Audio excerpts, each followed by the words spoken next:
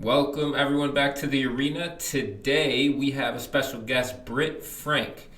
She is an author, speaker, educator, trauma specialist, received her bachelor's from Duke, master's in social work from Kansas, where she's an award-winning, oh gosh, I'm going to butcher this word. I meant to ask you guys before this started, adjunct professor? Yeah. Did I get it? All right. She Nailed it. speaks in, I nailed it. I'm so proud of myself. She speaks and writes widely about emotional wellness, leadership, and performance. So, Britt, first of all, thank you for coming on the show. Second of all, who is Britt Frank? Nah. Who are any of us, Matt? How would you like me to answer that? That's so cheeky. Sorry, I've been doing therapy all day. So all those things that you read, author, therapist, speaker, yes.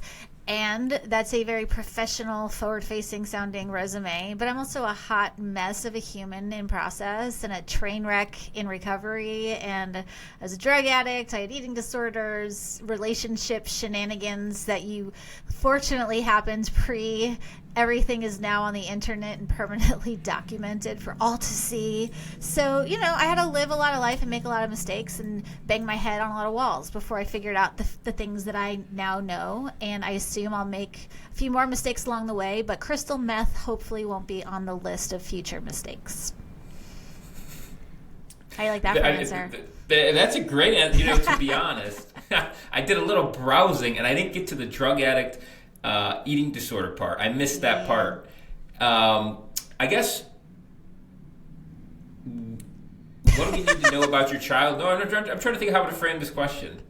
There's a thing Gabor Mate, who I'm sure you're very familiar with, says, don't ask why the addiction, ask why the pain. And I'm curious, where was the emotional pain as you reflect back that led you down that path, and where did that stem from?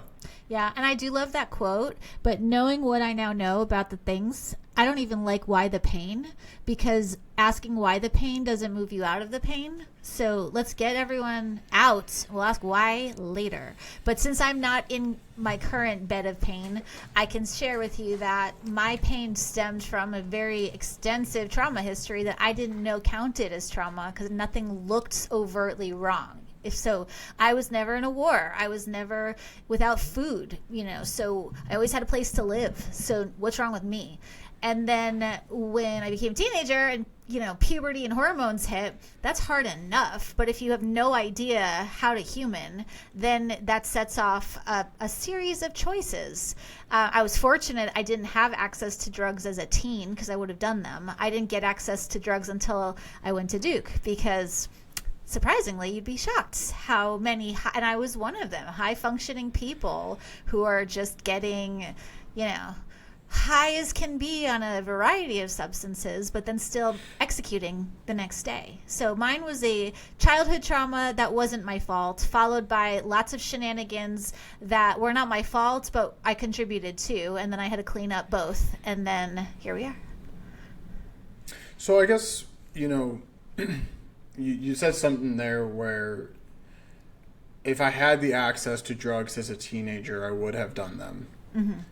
And I think about, I grew up with an older sister, and we had our traumas, so to speak. And for her, there was, ever since I've known her, and to this day, a very firm boundary of I will never touch a single drug or a drink even, right? And so what is it characteristically about you or anyone that has that propensity to dive into drugs had they had access? Why is that the case for you? And I hope for your sister's sake that her I'll never do the thing resulted in her never doing the thing. Which is awesome. And I don't know why she could stick to that and why others can't. But I said a lot of I'll never. I'll never put anything up my nose. I'll never be with someone who cheats on me. I'll never stay with a person who hits me. And can confirm all of my I'll never turned into I am now doing and continuing to do. So the why do some people stick to their guns and others don't is probably a combination of genetics and environments, and it sounds like you two had a good relationship, so that's at least one that you can both bank as far as childhood having someone to bond with in that sense. So I don't know. That's a really complicated mix. I'll tell you, for me, it was, I really had no functional adults. I looked back and did an inventory of role models, mentors, teachers, people, and the list was, there wasn't a list, which is really, occasionally I had a teacher, because school was always my thing. Matt, to answer your question earlier, how did I do all the things? I don't know why this is either, but school was always my neurospicy brain just happened to be able to do traditional school. That wasn't hard for me. Everything else about life was. And so that became, I'm going to do my very bad choices while simultaneously diving into books. So whenever I was stressed, it would be make a bad choice, but also make sure I got good grades and did school. But why that is, I have no idea. So I think it's fair to say you're no longer a drug addict. Correct. You've overcome maybe this eating disorder, and kind of. It's not actively problematic, but sure, recovering. Food. So how did you get from where you were to where you are? Did you ever have like a rock bottom moment where you're like, oh my God, I can't do this anymore? Just kind of talk us through that journey. Yeah, so it's interesting because the rock bottom thing, this idea that there's something called a rock bottom that we can hit, isn't really accurate. As long as you have a pulse, the ability to make things worse is always present. So it's not really rock bottom. That's like trying to get to the end of like a TikTok scroll. There's no bottom until you're done. And so it's a turning point. It's a turning. Yeah, I like that. And so I had a lot of I'm done, turn, nope, I'm going back, then turn. So mine was less of a rock bottom and more like a loop of, okay, well, this sucks. I should do something different. And I would try and do a few things, but then I would go back and forth and back and forth. And so if there had to be a defining, this was the pivot point.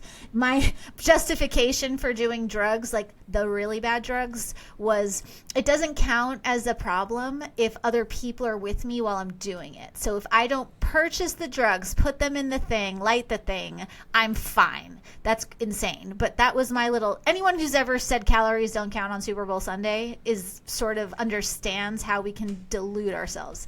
But there was this one night and it was like 5 a.m. and it was just me, a dirty bathroom, and a meth pipe. And so there was no one to blame, no justifying my choice. That was the moment all the voices in my head stopped arguing and making excuses. If you could picture a conference room with all the little parts of my brain sitting there going, guess what? We have reached a decision. This is a problem. It's your problem, and no one's coming to solve it. So that was my pivot point, if there had to be one. What's the emotional process coming out of that conference meeting?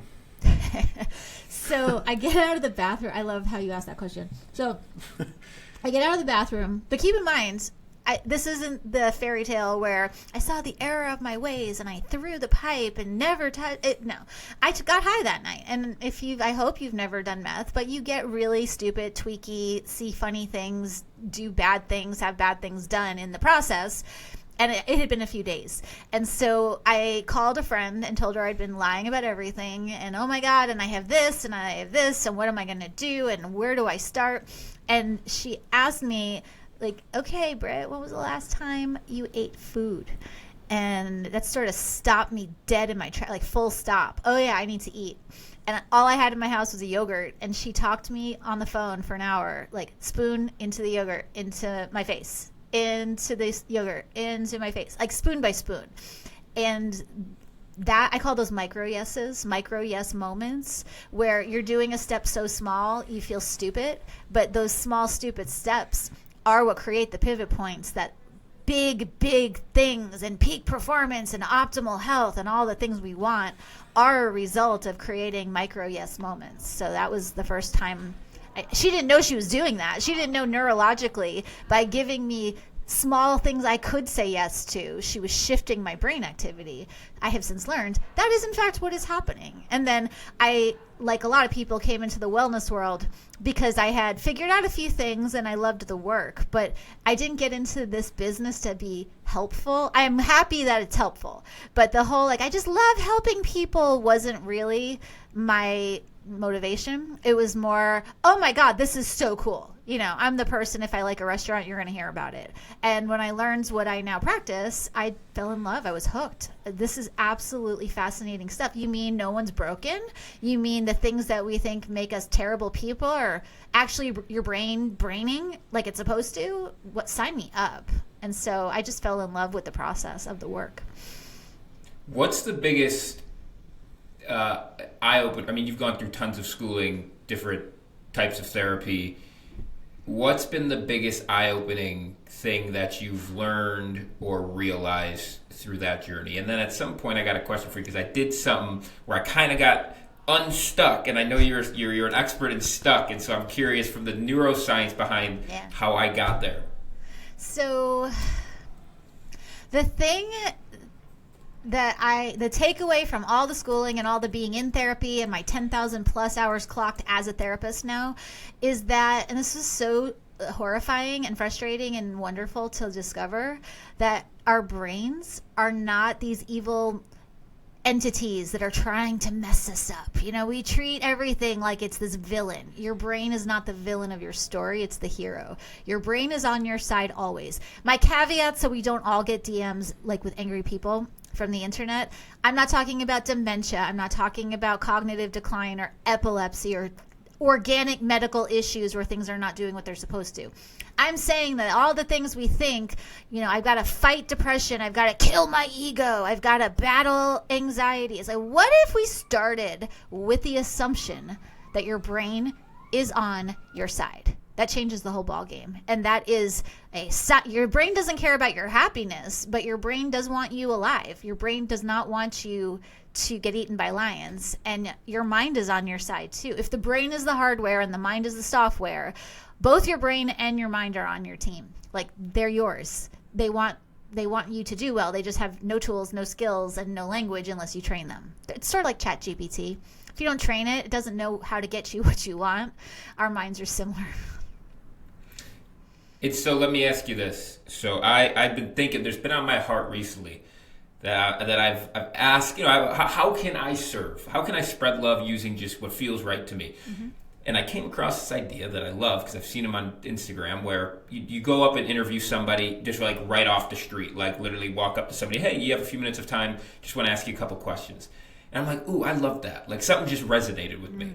I'm like, I want to do that. I feel comfortable. I like talking to people. And I'm like, it spread a good deed, because what I wanted to ask people was, hey, is there someone in your life that you appreciate that you haven't told in a while? Mm. And then I wanted to say, hey, whoever that is, whatever they say, like, can you do me a favor and just text them right now and just tell them you appreciate them? Just because I feel like that's something very small that you can do to spread love, because then they feel good, the person receiving it probably feels good, and who knows what comes of it. So anyway, I've had that idea for months, and every time I'm like, I'm worried about being judged, you know, going up to somebody randomly, like, it's just new. I'm like, I can't do this. I really want to do this. Every time I would think that I'd ask, like, to myself, how can I serve today? It kept coming up, but I couldn't get myself to do it. So anyway, today, I was like, you know what? I'm doing it. It's 70 degrees out. I got to go do it. And so I'm sitting, I got out my stuff. I'm getting ready. I'm like, how do I want to say this in my head? I'm walking. I think I went down all the way, then came all the way back, still didn't talk to anybody. I'm like kind of building myself up. And then sporadically, I went to go, hey, do you have a second? And she was like, no, I got to run to the park. I'm like, no, just 2 minutes. She's like, no, I got to go. And then I realized I didn't even start the video. So anyway, that one didn't go well. Point being, the next person I went up to, just went up to her, totally random, felt super uncomfortable. And afterwards, I told her, and it was good. She was like, oh, I love my sisters, and I haven't told them in a while. And she sent the message, and, you know, it was super just heartwarming for me, and I think for her as well.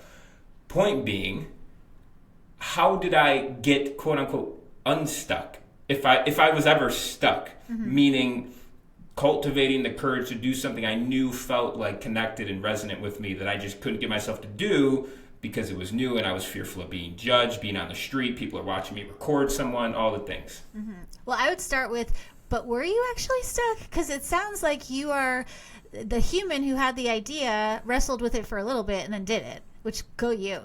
Were you actually stuck is my question. Maybe it was a bit. I don't think I was actually stuck when you people get stuck, but there was an idea that I was struggling to execute on, or maybe procrastinating. Okay, so what was the thought in your head that shifted you from what we'll call stuck to doing the thing? That's a great question. I think. See what I did there? I did the therapist thing. Yeah, I love this there. I love the therapist thing. I think what I did was, it was a little bit of a reframe, meaning that this is I don't like when things sit with me. Like, I don't like going to bed thinking of, like, what if? And so I'm pretty biased towards action. And I think what shifted for me was just shifting it from, like, this is a good deed rather than focusing on myself and how I'm going to feel. Because I knew I'd feel good after the fact, but I was just so worried about in the moment. Yeah. So you focused it from me, my, I to, oh, wait, this is actually going to help someone else. And in doing so, you switched from the person who all the discomfort and fear and social anxiety was happening to the observer of, oh, someone else exists and they're going to have an experience. And so in shifting from the one going through the storm to someone observing the thing, that shifts what your brain is doing. And that keeps you, I call it, are you in lion mode or logic mode? Lion mode is the emotional, reactive, fight, flight, freeze parts of our brain that does shut us down. Like, those places do keep us stuck. But because you were able to observe and label and reframe, you stayed in logic mode. So logic would be prefrontal cortex stuff, lion mode would be amygdala stuff, and you kept your brain from going into fight, flight, freeze. So that's the brain science of why you got yourself unstuck, if we want to call it that. Yeah, the other thing I kind of heard was the cost of inaction was starting to mount. The fact that you had this idea for months, you probably thought about having not acted on it. And I think, at least for myself, when I have an idea and there's a fear that has me stuck and has me immobilized or not taking an action, going to bed every night, waking up the next day, going to bed every night, waking up the next day, and having to admit to myself that fear won. And that to me feels like the cost of inaction. It's like you're dealing with that admission or that sense of defeat. And that to me ultimately will propel action. So that's a little bit of what I also heard, which was like the cost of inaction started to get too heavy and too costly, so to speak. And I guess that's... that brings me to like wondering more about the science of movement and momentum, of like what it is that serves us so well when we do start to take action. The idea of momentum neurologically, where does that sit with you, Britt? Like, how do you think about that? Let me just say lastly, what I realized. Yeah. That was reflecting. My one excuse that I keep telling myself was that the weather's not good. And I don't want to go out there in 40-degree weather, and no one's going to talk to me in 40-degree weather, and everyone just wants to get... It was 70 degrees today. I'm in Chicago in March. I'm like, I have no excuse now. The excuse isn't there. I don't want to come up with another one. We're just going to go do it. Anyway, sorry, but it just hit me. There's some wisdom in that, Matt, because if it's 40 degrees in Chicago, I'm not stopping and talking to you. If it's 70, maybe I would. So sometimes our fear does have some wisdom embedded in it. So that's a good call out. So to go to the momentum thing, I like feeling motivated. I listen to motivational people. It's great. But this idea that we have to feel like doing a thing to do a thing keeps us really stuck. Because momentum will get you a lot further, a lot faster than waiting for the feeling of motivation. Particularly because, and here's the science, motivation comes after you start doing the thing. Motivation is like the output of doing the thing. It is not the thing that comes before. It's not, I'll wait till I feel like going to the gym, and when I feel motivated, I'll go. It's, I don't feel like going, I'm going to go anyway, and then once I start, then I get the feeling of motivation, which then keeps me going. So momentum is such a more powerful thing to aim for, because this idea we have to feel like it, or that it has to feel good. And my glib way of arguing that is, okay, well, cocaine before it destroys you feels pretty good. Leg day before it makes you strong feels pretty bad. And so if we're basing on feelings, that's not going to turn out very well. So momentum doesn't require big steps. That's the other thing. If you look at physics, you don't need a whole lot to generate momentum. It's little things that you do that stack up that then generate momentum. Motivation comes later, not before. And so if there's, when you say like micro progress? Micro yeses. Yeah. What are some examples of micro yeses that, because like you said, they seem ridiculous maybe in the moment? Yeah. Or I'm even thinking about the story I just shared, like a micro yes that I could have done to go from not doing the thing to just throwing myself. I mean, I had someone DM me, they're like, you scripted that, right? Like, you didn't actually just go up to them. I'm like, I wish I scripted it. I would have been a lot less nervous. But point being, like, what are examples of micro yeses? Yeah. And they do feel silly. And I've had people say to me, I'm not going to get anywhere if I do this. And my answer is, well, how's your way working? If you wait, you're not going to do anything. Or if you try to do too much too fast, you're going to burn out and you're not going to be able to sustain it. Micro yeses get you into motion so then you can generate momentum. So you don't need, the pace you start at is not the pace that we do our whole life at. I don't need to do life one spoonful of yogurt at a time anymore. I can very easily sit down and eat a whole meal. Not a problem. And so a micro yes for a fitness goal, and I hear this all the time in my practice. After work, I'm going to go and take a walk around the block. Okay, but you've been saying that every day for 2 years and it's not happening. So we have to make it smaller. A micro yes for a fitness goal is throw your left shoe by the door today. That's all. You work from home. At the end of your workday, take off your left sneaker and throw it by the door. That's it. You're done. Tomorrow, you'll do 2 shoes. And then the next day, maybe you'll put them on. And again, that seems infuriatingly small. But the reason that works is because when you're doing a micro yes, your brain's little pattern prediction system doesn't get triggered. Our brains, again, brains are not wired for health. Brains are wired for survival. And so anytime you shift a pattern, even if it's a good thing, your brain is going to go, uh-oh, threat detected, something's changing, shut the system down. And that's what we call procrastination. And so micro yeses allow you to maneuver underneath your brain's safety alarm system so that you can generate momentum. So that by the time you want to do the big thing, you've built the muscle strength and your brain won't freak out on you. And so how do we know when we're stuck? You mentioned when I shared my story, are you really stuck? And so I guess what does it really mean, the science of stuck? What does it mean to be stuck? I mean, I actually hear that a lot. We ask a lot of therapists that question that we have on the show. Yeah. Like, what would you tell someone that's feeling quote unquote stuck? Mm-hmm. So just kind of walk through that and maybe then some things that people can do. Obviously you mentioned micro, but other things as well. So it's interesting because people ask me a lot, like, how do you know if you're stuck? And I'm really not trying to be unkind when I say this, but like, are you? How's your relationships? How's your relationship with money, with food, with intimacy, with purpose, with passion, with pleasure, with creativity, with play? If we're really being honest with ourselves, about ourselves, it's not hard to know when you're stuck. And that's why I think people who aren't having big T traumas or some huge mental health challenge almost have it harder. At some level, I couldn't continue lying to myself because I was getting into a pretty bad state. But someone who's doing pretty okay, my job's fine, my family's fine, everything's kind of fine. It's really easy to get into that. I'm not stuck, I'm good. So I would say if you really want to know if you're stuck, look at all of those areas and ask yourself, well, am I? And if you are, then you ask, well, how important is it to me to change? Because for some people, they don't care about the thing. So if it's not a problem, it's not a problem. I would say, like, people who are really into the homesteady thing right now, that doesn't trip my wires because I don't want to have chickens in my backyard. And so I don't feel stuck in my inability to produce fresh eggs every day. That's not an area that's a problem for me. But are you stuck? Answer the question, yes or no. If we could take the shame off of it and what it means and just go, are you or aren't you? And if you are, now we can get rolling, because you can't solve a problem you're not going to admit exists. So that's how do I know if I'm stuck? Well, are you?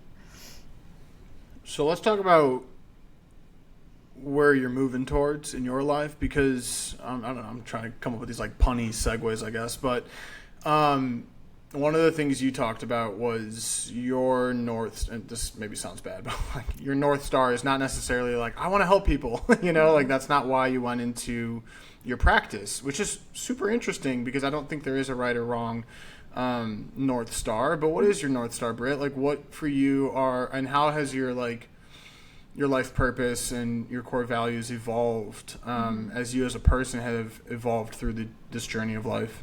I love that question. And sort of like Matt's thing about how do I spread love, you can approach the question in that way and then find the things to do. And because you two are actually committed to your personal process, that'll work. But there are a lot of people who are focused on what do I do, that they lose sight of, well, who am I in the middle of this? And really successful people by all objective measures are not happy and do not feel fulfilled. So my North Star isn't being a helping person, even though I value that. I'm glad I am. My North Star is alignment. Am I living a life? Are my choices in alignment with my values? Are the things that I'm doing in integrity with what I believe? As a consequence of me being aligned, I am more kind. I am helpful. I am more generous. It's a lot easier for me to spread love in the world when I'm not lying to myself about myself and feeling like I'm stuck in someone else's life. So my North Star assumes that the output will be good, right? I've not seen someone living an aligned life who is a jerk to someone on the phone, or who cuts someone off in traffic and gives them the finger. I just don't think it's possible if you're like, okay, again, angry DMs. What if you're a sociopath or a high-level NPD narcissist and your values are, mass destruction? Okay, well, that's the exception, as there are with everything. Generally speaking, if you're living a life that's in alignment, you're going to be kinder to yourself and other people. Your life's going to work better. You're not going to need to try to be helpful. You just will be helpful. People connected with their gifts and their strengths and their talents, generally that overflow, you can feel it. You can feel when someone isn't, full of it. Someone who's feeling, and again, it's not like I'm a happy person all the time. Still in therapy, still a hot mess a lot of the time. But alignment's my North Star, because I have found anything but that, then I either burn out or I'm not doing good in the world. And I don't like that feeling. So it's unconditional alignment to who you are, what you value, your authenticity, and therefore people around you will be helped. Mm-hmm. And that's like an outcome, a byproduct of Britt living her truest life, versus some people will, and myself coming into this call, would think, I'm energized by the reward I feel when I help people, so I'm going to find ways to help people. And that's almost kind of circumventing and maybe leaves us prone to risk on maybe bending on, certain things in our authenticity, if I'm understanding yes, correctly. Because again, I like the feeling of helping people. Like, it's a high. It is dopamine jackpot when I have a session where everything's clicking and everything, or if I'm giving a speech. I love that feeling. But the problem is, if I'm addicted to the feeling, then I am going to make choices that then might compromise my health. And I've done that. I burnt out when I was a baby therapist early in my career because I loved the feeling of helping so much. I stopped sleeping and I stopped helping myself. And I'm like, I'm just going to book everyone in every spot and do everything. And so, yes, value, like, I do things I don't like to do and that I don't want to do because those things are in service of the goal. But I think alignment first, output second is there's no wrong way to do it. But for me, if I focus on how do I want to feel, what do I want to do, I very quickly lose myself. If I focus on who am I and what am I about, I'm going to be helpful and I'm going to cause less chaos in the world than I used to. What's been like the toughest area for you in terms of living in alignment? Oh, no one's asked me that. That's a great question. I don't present like a introverty introvert. I am the introvertiest introvert ever.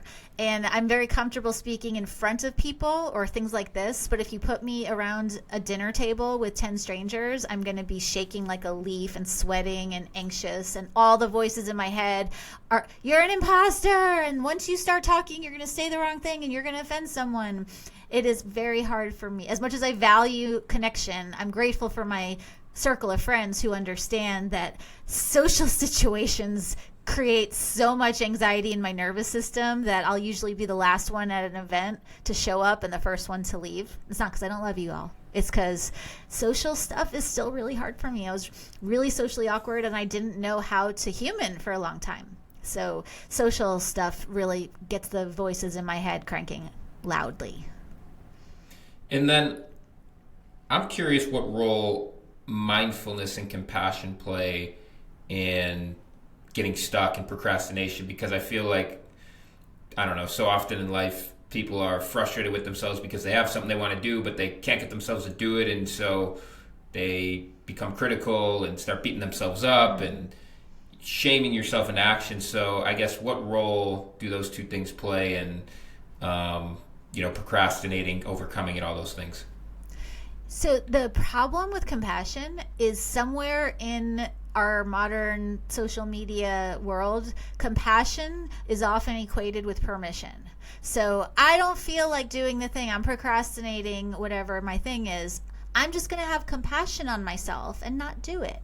But that's not necessarily compassionate. That's you giving yourself permission to not do it, which is sometimes appropriate.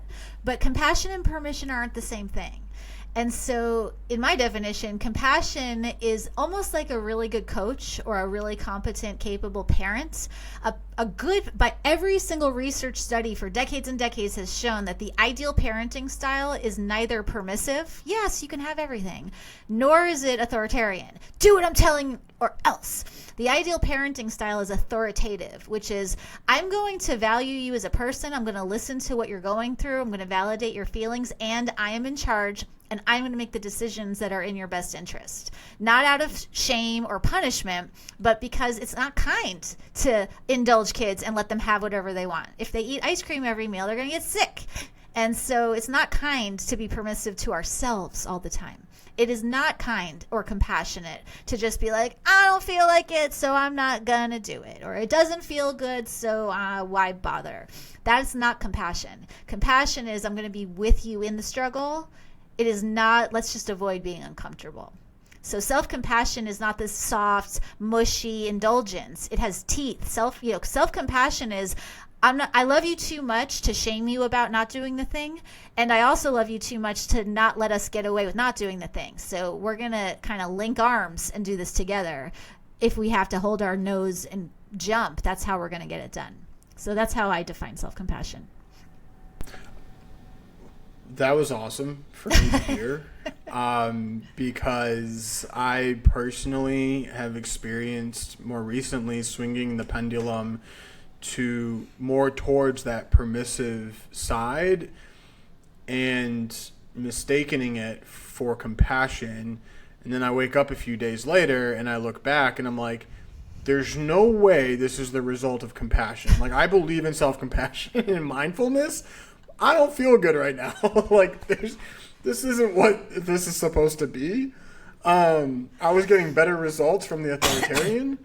So I can't get off this topic for just one more second. Like, wait, what does that self-talk sound like? That is, kind of like that plug your nose, like we're going to go through this, together. Can you expand a little bit more? That would be really helpful to better understand. Like, what does that self-talk sound like where we don't feel like doing the thing? I'm not going to judge you for not feeling up to it, but we're going to do it anyway. Mm-hmm. I guess did I answer my own question there? But like, what is that self-talk exactly? Yeah. I love this topic. I could noodle on this I do too. This is what I talk about. I love it. Forever. Is like, okay, so when I was pitching The Science of Stuck, my first book, I don't know if you've ever tried, but writing and pitching and like going from I would like to write a book to here is my finished book and it is now available wherever you buy books, that is quite a process. And you get told no a lot. And when I was pitching literary agents, it was 250 plus before I got a yes. And it was a combo of no, just flat out right no, or no answer at all, or you stink and there's no way anyone is ever going to read what you're going to write. And it was not a pleasant experience. I would do my pitches in batches. And so it would be like, okay, it's time to do another batch of these. And it's demoralizing when day after day after day, you are told either no, you stink, or nothing. And so what does self-compassion look like? It didn't look like, okay, Britt, I know this stinks, so let's not do it. That's not compassionate. I love what you said, Mike. Like, real self-compassion brings you closer towards yourself and what you want. It doesn't take you, real compassion doesn't make you feel bad the next day. And so it would sound like, my self-talk would sound like, okay, I know this is going to stink. I'm not polishing, I'm not gilding the turd, so to speak. So this is going to stink. I know it's hard. I know we don't want to do it. And I feel you and I get it. And that makes sense. And the alternative is worse. The alternative is what if and if only and if we had just. And no, I love you too much. So get on your computer. And when we're done, we can go out for ice cream. Or you can go buy shoes. And little treat culture is sort of predicated on that. It's taken to an extreme for some people. You can't bribe yourself through everything. But often, as simple as validating the feeling, I know this is going to stink. And I do it out loud because when you speak to yourself, I don't do it when anyone's around, but when you speak to yourself out loud and your vocal cords are vibrating, that also does things in your brain that deactivates the fight, flight, freeze response. If a lion was chasing you, you wouldn't be able to speak. A fear response takes away your ability to talk. So out loud, I'll say, I look like a lunatic if you were to watch me. All right, girl, I know everyone has told us no. I know it hurts. I know it stinks. And come on, we're doing 12 of these today. And then we can go do other stuff. But we are doing, and then I'll hear myself say, I don't want to. It's kind of wild if you think about it, how there's actually voices in our heads that say, I don't want to do it. This is too hard. Let's quit. But I didn't know until I do this work now, like, you can talk to the voices in your head. This is nothing mystical or woo or weird. It's just talking to yourself or thinking to yourself, I don't want to. Okay, well, a compassionate person in charge is going to say, I know you don't want to, and we're doing it. So that's sort of what it sounds like. And it'll vary. Sometimes I'll talk to myself as if I'm a terrified toddler. And sometimes I'll talk to myself as if I'm a teenager.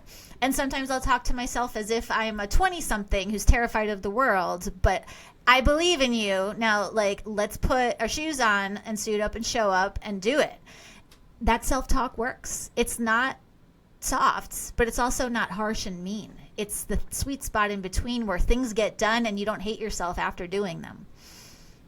So the leader of that conference meeting Yes. in our head is like a chief compassionate officer, Oh my God, essentially. I love that. I haven't heard that. Everyone in the internal family systems world, mic drop moments. Yes, the chief compassion officer of the boardroom in your brain needs to be in charge of the decisions and the actions. I love that. I wish I had come. I have a voice saying, oh man, you should have said that. That would have been so good if you had come up with that. It's good. You can borrow it. You can borrow it, Britt. With credit properly attributed. Thank you. I mean, I just love to talk compassion because I think it's incredibly eye-opening for a lot of people.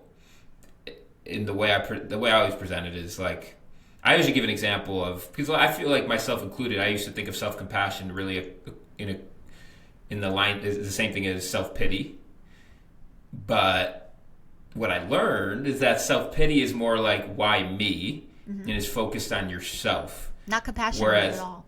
Where compassion recognizing, suffering is a shared human experience. So I remember for me is like self-compassion or self-pity was like, why me? Why do I have to be this way? Why can't I just be straight like everybody else? And I felt so bad for myself. And I was so just isolated as a result. I don't even think that's a word, but I was isolated as a result. But when I think hindsight, if I was looking back, compassion would have been like, dude, this is freaking hard. Of course this is a challenging period. Like, this is hard. Understand. And replacing it with like, what do you need? Yes. Yes. And like you need a hug, you need Yes. someone to listen to you, you need to rest, you need a different perspective, a coach. What do you need? Like to me, when I frame it that way, I think it's really easy to see like the difference in terms of like which one's helpful, which one's not. So I love compassion. I could sit here and talk about compassion all day. I'm glad we share the same, and it is tricky. It's quite tricky. So I totally get why it's such a challenging topic. Yeah. You could ask yourself, what would a really amazing, what would the best coach in the world tell me right now? Because if you don't feel like you have what you need to talk to yourself in that way, you can, again, our minds are really powerful. You could pretend that insert coach of your choice is standing in front of you. What would they say? And likely it would not be you stink, or no worries, just forget about it. It would be something else. The best coaches in the world know coddling doesn't help, but neither does berating. There's a better way to get performance out of people. And my work really takes that and mushes it in with the brain science and some other things, because talking to ourselves as if we were a member of our own team, that works. That moves the needle. And so if there's something that you just wish you could shout out to the rafters, like you're on top of a mountain, like what do you want people to know that's either being misunderstood or that you would want like everyone to hear around just this work more generally? Oh, I have a long list. I'd be standing on top of the mountain shaking my fists. It's, you're not broken. Like, body parts can break, but our soul, our spirit, the thing that makes us these weird thinking things that do great things and terrible things and think beautiful thoughts and awful thoughts, you're not broken. And if you have a brain, it can change. We know from neuroplasticity research that the brain you have now is not the brain you're going to have next month, next year. And the same is true for your mind. Whatever's going on inside your head, to the degree that you have choices, you can change things. And that's both good news, and it was bad news for me when I was in victim mode. So I can't do it, the pity party. I can't, everything is bad. Okay, great. But guess what? I have choices. And that means when I execute my choices, those are my wins now. And the problem with rescuing people is that then you rob them of their wins. Oh, I love that. It reminds me of, whether you love him or hate him, Jordan Peterson said, if you give advice and it works, like who really wins in that scenario? And if you give advice and it doesn't work, who's got to deal with the brunt? Like not even you. So that's why I think like what you just shared and just listening and being present for somebody. Often, like there's another neuroscientist, coach of mine, where he says like this idea of allowing people to suffer in safety. Oh, that's good. Yes. Isn't that good? That's so good. Yes. Yes. What comes up? Like what makes you say that? Like, because in therapy, and a good therapist doesn't give advice, because same thing. If it works, I win, you lose, and if it doesn't work, it's my fault. And so suffering is, I don't like that this is the design, but I didn't design our systems as humans. So in order to grow muscles, you have to challenge and rip them so they can grow back stronger. That is how no one would argue you build muscle by doing really uncomfortable things that hurt. And not to the point of injury, but suffering in the gym in an appropriate level, properly coached, leads to strength. The same is true with our minds and personal growth. Suffering, not to the point of psychological injury. I'm not saying you have to sit there and spill every trauma that's ever happened to you, but the right amount of suffering or struggle or pain then creates resilience, and then creates the sense of agency and, oh, I overcame something, or, oh, I'm not alone, I can overcome this.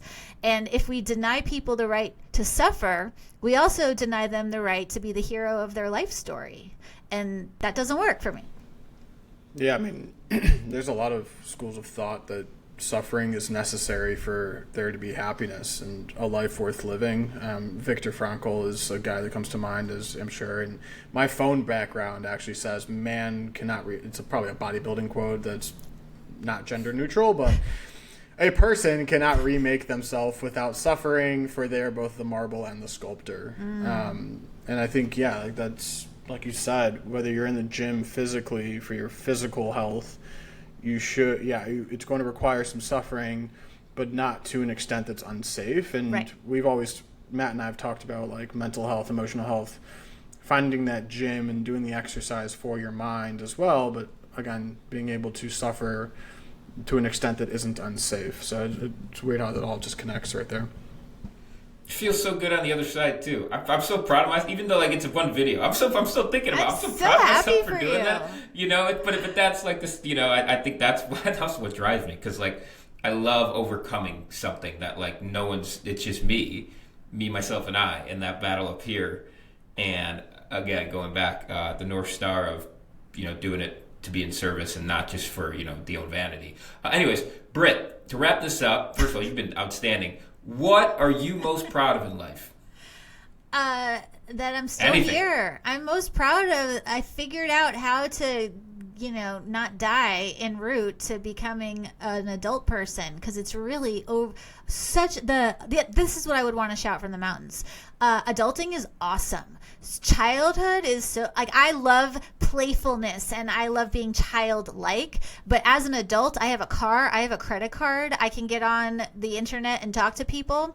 As a kid, you have no power. Adulting is awesome, and I'm so proud that I hung in there long enough to see that being an adult, all my little child parts are still there, but being an adult is really, really cool. I don't enjoy all the tasks, but I really am very proud of the fact that I made it to 45. Wow, I would have never thought that. That is such a good answer. You know what? My lady that I asked earlier today, I said, "What are you most proud of?" She said that I'm here today. So the universe, God, whatever you want to call it, is speaking to us. Britt Frank, thank you so much. You were great. Thank you.